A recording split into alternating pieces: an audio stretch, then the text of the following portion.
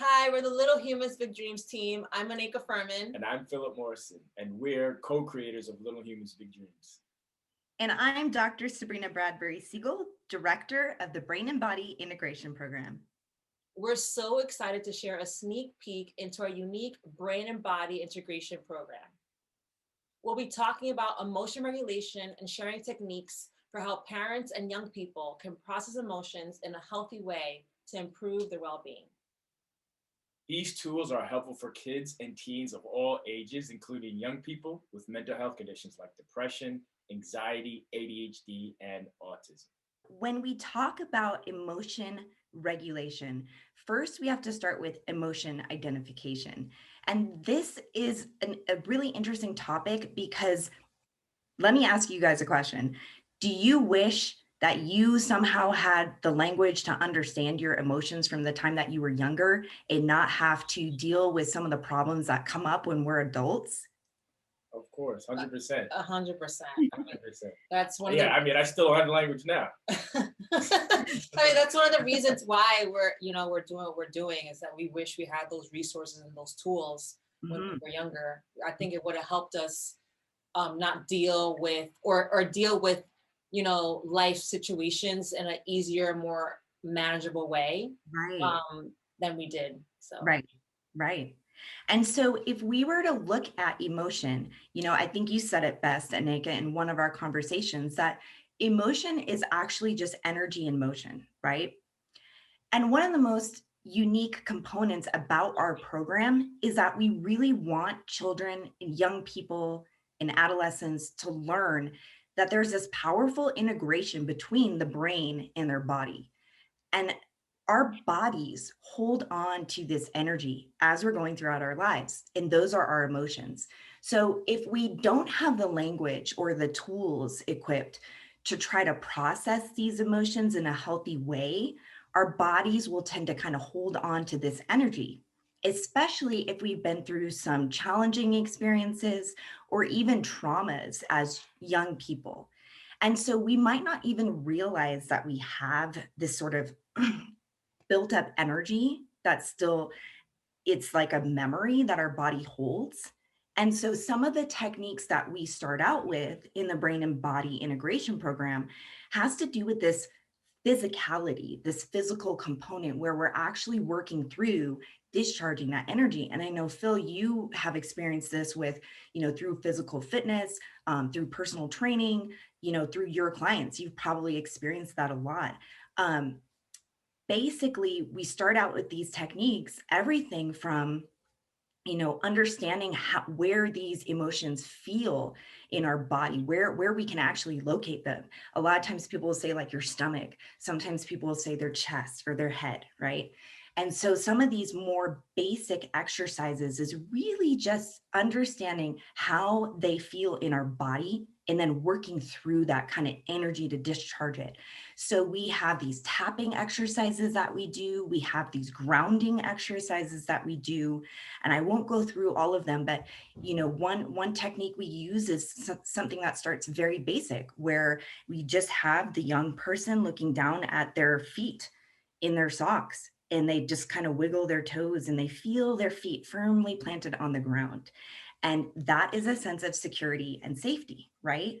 It sounds silly, but if we were to actually do that, it gives us this sense of grounding and feeling safe. And that is just a start at understanding how these emotions feel in our bodies, right? From there, we can go into things like tapping, and we can do things like there's a butterfly hug that we teach young children, where we do this. And I know we've done some of these exercises together. And that's really just a way to like just charge the energy, Have you guys ever experienced something like this when you're working out or something like that, where you just feel better because, before you went to the gym, there was something you were trying to work through as an adult? Like I said, we're not given these tools, right? But just the physical motion of working out made you feel better after. 100%. I was actually just talking to my client yesterday and today about like it is hard to be stressed out after some rigorous deadlifts. Like after doing some rigorous deadlifts, it's like a natural high. It just washes over you. And whatever there was the issue, it's not that serious, at least for the few moments. So definitely, Right. 100% agree. Yeah. And I think it helps for me, it helps me focus my energy in the action that I'm doing instead of the energy being in my head and in the thinking. Right. So I can't really be thinking about problems if I'm focused on like lifting a weight or doing push-ups. Right. And so I think what we don't realize is happening is because our body and our brain is so integrated that you're actually working through those emotions through a physical standpoint. And so it really is this sort of discharging of energy. And, another technique you can do is holding your muscles, squeezing those muscles, holding them for like 60 seconds and then releasing them. And then you'll feel that a lot more relaxed. You'll start to feel a sense of control over anxiety and things like that. So we don't realize the power of our bodies in understanding our brains. So that's where we would start, right? Once we work through some of these more basic physical exercises, we really want to start to work through more emotion identification. And I have a question for you guys. How many emotions do you think there are? 100. Actually, hundreds to some researchers and psychologists believe that there are thousands of emotions out there. And so the problem is that as adults, and even the way that most people parent their children, we really get stuck in talking about 7 to 8 basic emotions, and that's it. So we don't have the sort of the color palette to really experience or identify our own emotions because we're trapped in this very common language. If I was to say happy, sad, mad, right? We can all kind of identify with those things. But if I was to say, courageous, where does that fit in, or confident, where does that fit in? And so I really want to share, there's this emotion wheel that is an amazing tool that has been developed more recently in psychology. And I think it's just so helpful especially for young children to get outside of this confined space that we seem to assign to emotions. So if you look dead into the center of that sort of target, that emotion wheel, you'll see those basic emotions that we were talking about. And you'll see bad, happy, angry, sad. If we move out from there, we can identify something much more specific, right? So of the happy emotions, we can get a little bit more specific into what exactly is it that we're feeling. Are we feeling playful or powerful, or peaceful or trusting? One more layer out, we can identify even more specifically what we're feeling. So are we feeling creative or loving or thankful? These would all fit under the happy category, but I think many adults we don't use this language with each other, Very true. I know I don't, but right? And that's super. so even if we're just passing each other in the grocery store and someone says, how are you doing? What do we say? Most of the time, what do we say? I'm good. Yeah. Good, right? Fine. What's the worst we might say? Having a bad day. Bad, right? And it's once again going to that kind of center of the wheel where we're not allowing ourselves to experience all the different dimensions of human emotions. And so in our program, we work with children to start to identify at a deeper level what they're actually feeling. And I know some parents might be thinking, well, can kids even understand emotions to that degree at this point? Yes, they really can. And, we have age appropriate exercises for kind of the younger children and the older children in terms of adolescents, teenagers, because they are going to use a slightly different vocabulary when it comes to emotions.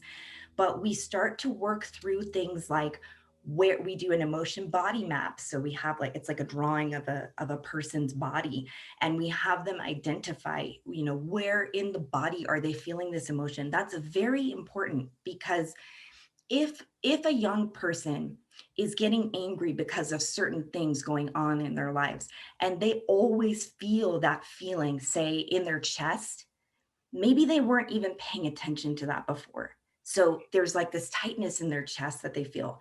Once they can identify where those emotions are in the body, it's like this pattern emerges. So they're able to then know, like, oh, something is happening. I'm experiencing something. They're not necessarily going to say I'm being triggered right now, but they're going to feel the feeling in their chest, and they're going to know, I am mad. I am angry. And what is deeper than that, they're going to know what is connected to that anger, like what actually set them off.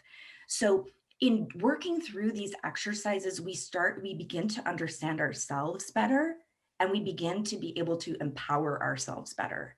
That's And so important. right. And so from there, what would be the next step? So we've identified the feeling in our body. Where do we want to go from there? So we actually have these journaling exercises where we have children, and then we have the parents come in later and do these same journaling exercises, right? Because we're all saying, as adults, we wish we had this. Yeah, like I said, I wish I had this now. I Yeah. could have used that this morning. Yeah. Yeah, it's like I like to just keep that wheel right, like right on the wall or right in front of me, so I can help work through it throughout the day. And basically what we want to do is we want to empower young people with these tools, but that's not going to get us anywhere if they go home and their parents aren't able to be supportive of that new growth, because maybe they don't have the language, like many of us don't have that language because we weren't taught that. So we have the young people go through the exercises, and then we have the parents go through the exercises. And that is done on purpose so that we start to build the confidence of the young people, so that when we bring the parent in, the young person feels a little bit more familiarized with the language and the tools, and they feel equipped to do this, especially take this on with their parent. So it can be a very healthy and positive experience for everyone involved. And so we ask them questions like, how does this emotion feel in your body? Is this emotion a liquid? Is it still? What is the texture like? Does it have sharp edges? What are the colors that you're experiencing with the emotion? What does it maybe sound like? It sounds so weird to say these things when it comes to identifying our emotions, but the more we can bring in our five senses, the more we can paint a better picture for ourselves about what's going on. So they start to go through these exercises, and then eventually they're able to assign a name to that emotion themselves. Sometimes that takes some time, depending on where the young person and where the parent is in their ability to identify the emotions. Because again, like, let's face it, when I first started doing these exercises, it took forever, and I couldn't even come up with a name for many of my emotions until I would go through the exercises several times, right? And so depending on where the child is, we let them go through that journey in a very compassionate way, and we're fostering a very supportive environment that helps them thrive. So there's no judgment. They don't feel, awkward or anything like that. I think this is also very helpful for children who might be dealing with it, if they're on the autism spectrum. We know that children struggle with their own emotional identification and the emotional identification of others, understanding, what facial expressions are meaning and things like that. And one of the best ways that we can start to work through this is through them doing these, through these young children doing these same types of exercises where they're able to identify their own emotions. And that's one thing that's so wonderful about the way we put this together, is that, they might go through these exercises. They may not even ever be able to come up with a name for what it is they feel. And that's okay.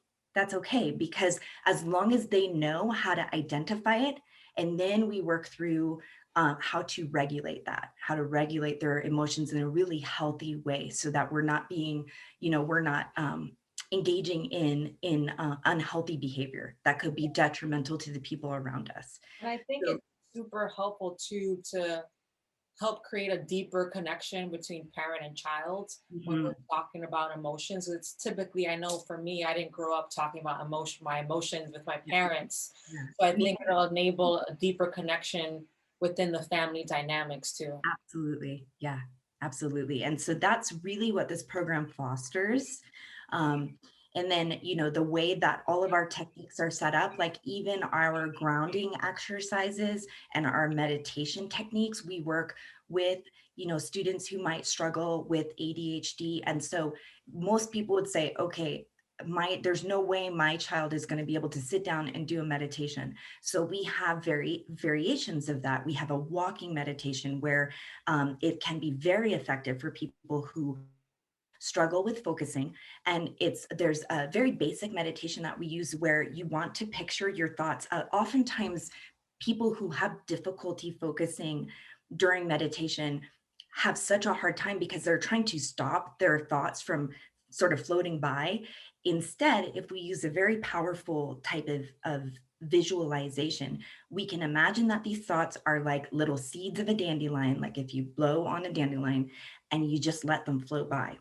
And so if we do a walking meditation, what we would do is focus on putting just one foot in front of the other and allowing those thoughts to just float by and float by. So we're not trying to stop them, we're just ignoring them and focusing on our feet. And what we found is that once you do that over and over with someone who has trouble focusing, you can get them to relax enough to be able to sit down and then start to focus on their breath. You would do the slowly transition from walking and focusing on breath to finally sitting and focusing on breath. So we really try to incorporate, individual learning styles, individual mental health conditions, and how we can help each young person to thrive in their own way. So that's one thing I love about the program. So in terms of taking this one step further, so now we've worked through emotion identification. Now we want to work through emotion regulation a little more. I have to ask you guys, do you ever have these kind of just negative thoughts pop into your head? All the time. All the time. And I wonder, it's like, okay, why does this always happen? Like I'm happy and then all of a sudden it's like the negative thought or the negative feeling. So I wish I could make it stop, but I know that it's just natural part of being a human being. Right. The voice in the head. Exactly. It's always there, and it's not always saying nice things. Yeah. And so by the time, and I love what you said, Inega, because it's so true. We forget that there's a big part of the human brain that is just there to try to protect us. So it doesn't really care about our feelings or our self-confidence. It cares about keeping us alive. And so whatever we've experienced throughout our lives, it could be something somebody said at some point, or a challenging situation that we went through that we maybe didn't fully process. Those things are going to come back in the form of what we call automatic negative thoughts. And I like to call them ants. And I literally picture like these little ants running around, because that's almost what it's like. You're going through your day, like you said, like maybe you're getting ready for your day and you're in a great mood, and all of a sudden they really feel automatic. It's because those centers of your brain that are trying to keep you alive, those tend to be overactive at just like a resting state. And a lot of people don't know that. So it takes a little more work to retrain those areas and allow your own thoughts to rewire in a positive way, to rewire your brain.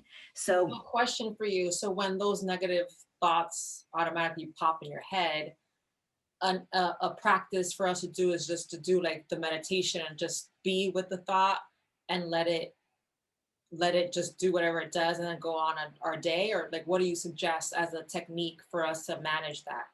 So there's actually a process. Adults and kids, obviously. Yeah, so there is actually a process to it.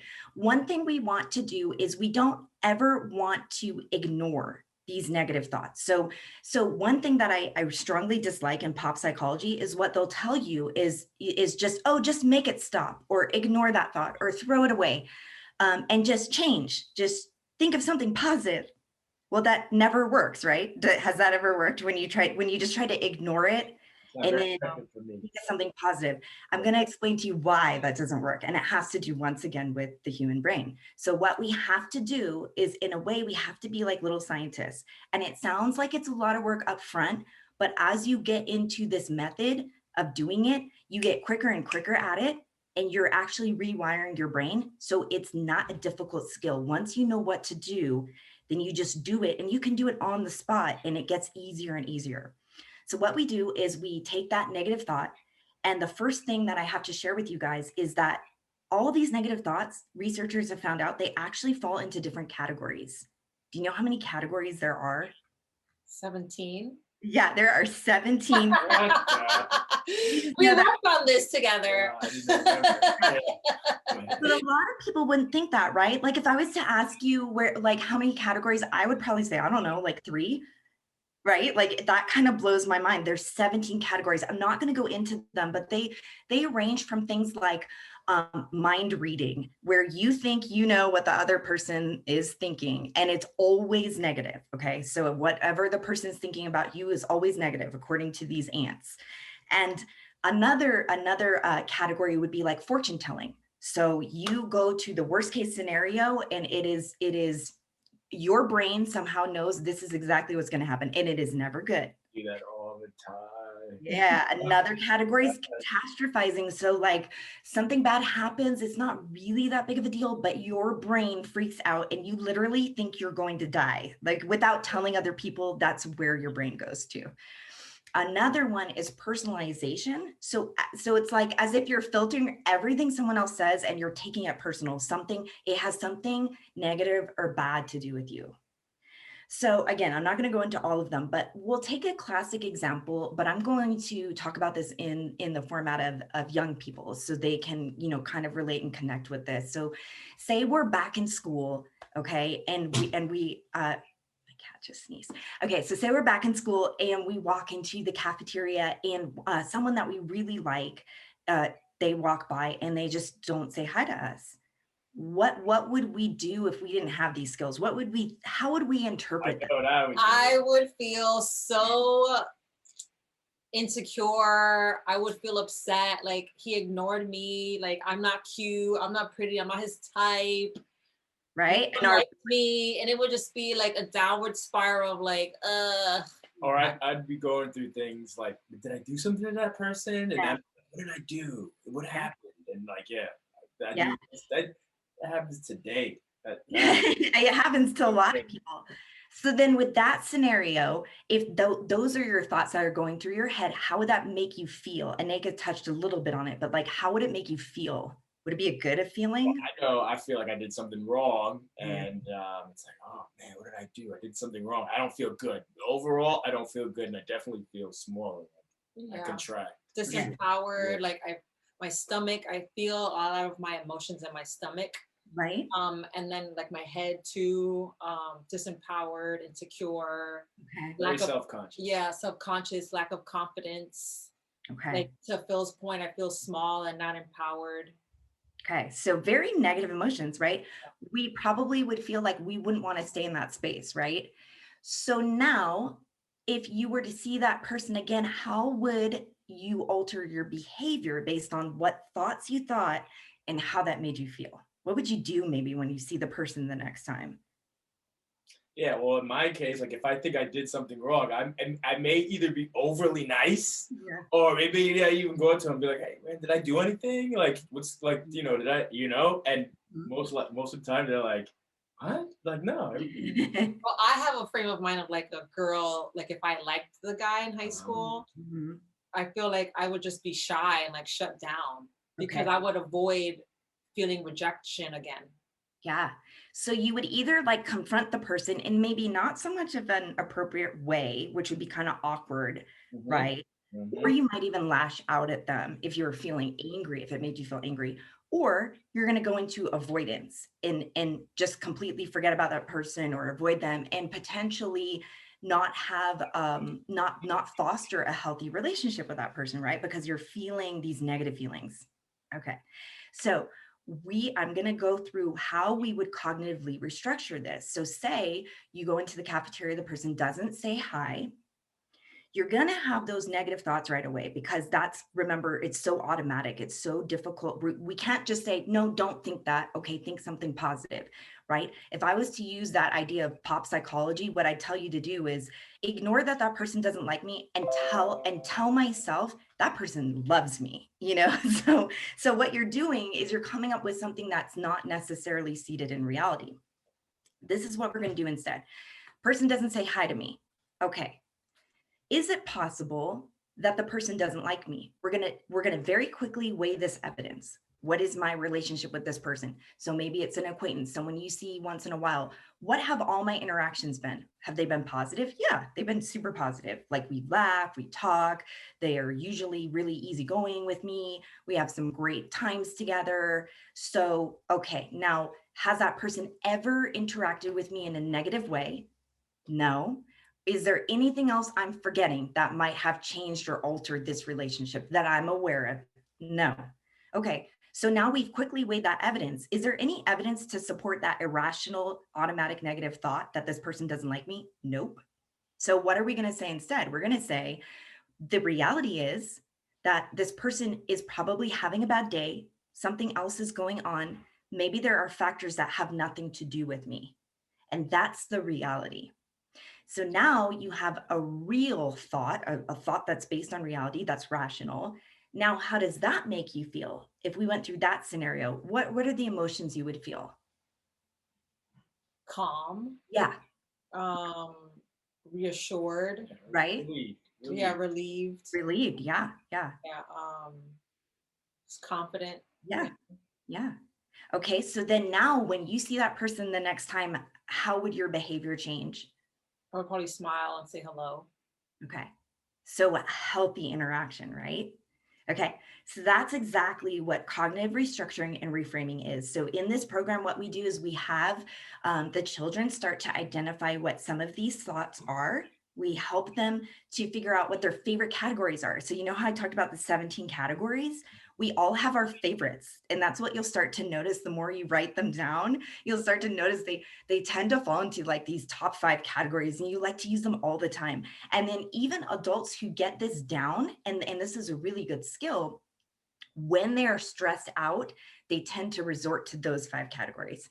So again, this program works really well with children and young people at all ages and in all stages. So there could be people who, like, maybe they're a little bit further along in their introspection and their self-awareness, and so they don't need as much help with this.